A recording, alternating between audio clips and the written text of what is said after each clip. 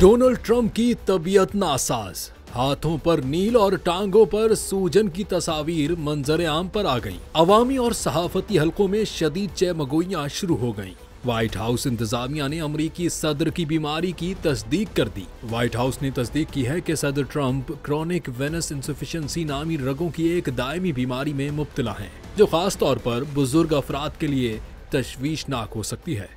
White house की press secretary Karoline के मुताबिक ट्रंप की टांगों में हालिया सूजन और हाथों पर नील इस बीमारी के अलामात हैं। उनके बकौल नील बार बार हाथ मिलाने और एस्पिरिन के इस्तेमाल का नतीजा है, जो दिल की बीमारियों से बचाव के लिए दी जाती है। वाज़ेह है कि ये बीमारी उस वक्त लाहिक होती है जब टांगों की रगें खून को मौसर तरीके से दिल तक वापस नहीं पहुंचा पाती, जिसके नतीजे में खून नीचे जमा होने लगता है। 79 साला ट्रंप, जो खुद को तारीख का सबसे सेहतमंद सदर करार दे चुके हैं, अब एक ऐसी तिब्बी हालत से दो चार हैं जो संजीदा नौयत इख्तियार कर सकती है।